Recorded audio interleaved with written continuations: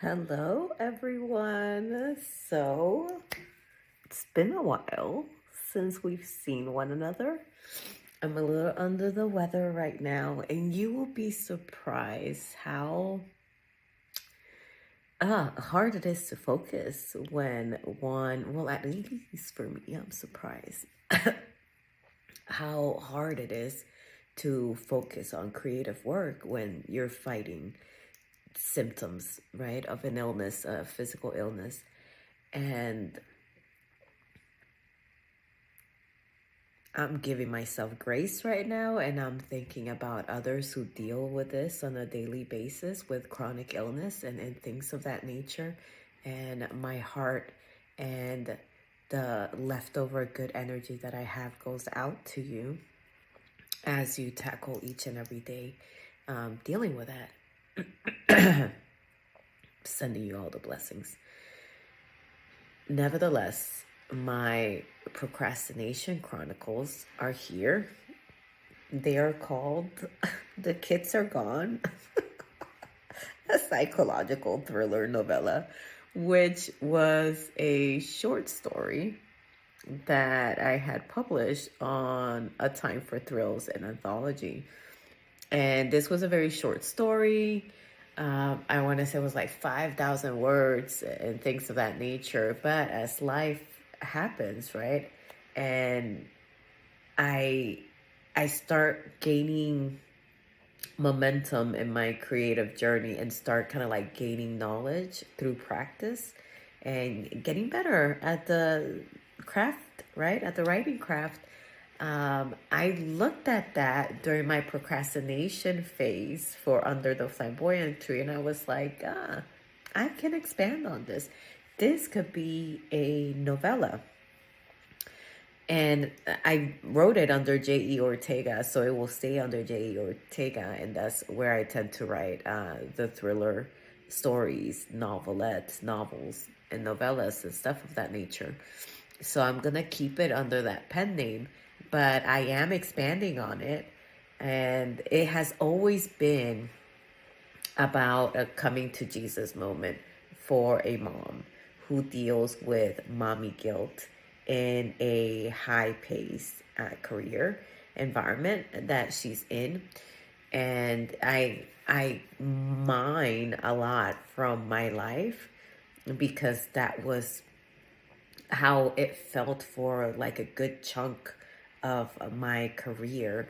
Is just this push and pull of motherhood and being a leader, right? And being able to have a fulfilling career. And at one point I was like, I could do both. At one point I was like, no, I have to pick one or the other. And then at another point I was like, I just have to kind of like balance it, so that way I can kind of have a resemblance of both, knowing that I will not be able to be good at both, or be excellent, I should say, at both. And knowing that if I put more energy into one, naturally the other one would not have as much energy, because, it's kind of like it's a give and take here and there. And I pull a lot into that. And here we have Carolina Herrera, who is a woman that feels fulfilled in her job. And she finds something there that she doesn't necessarily find in motherhood. And at first, this was hard for me to write just because of the taboo, particularly in the Latina community. Like, for a woman to say that, like, I don't want to be a mom, or to not be into raising kids or taking care of a house and stuff like that is still very frowned upon in the community.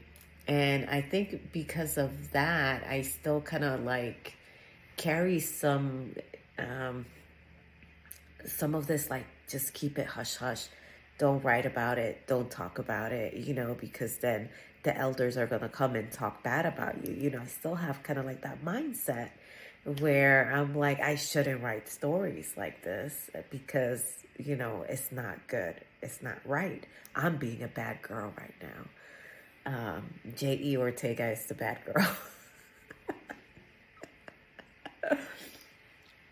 So the kids are gone has Carolina Herrera, who battles with that, but she notes that her career gives her something that she doesn't necessarily get from motherhood. But then, as it is in my novels and my stories, tragic things happen, and it makes her have a come to Jesus moment as to, did I make the right choices?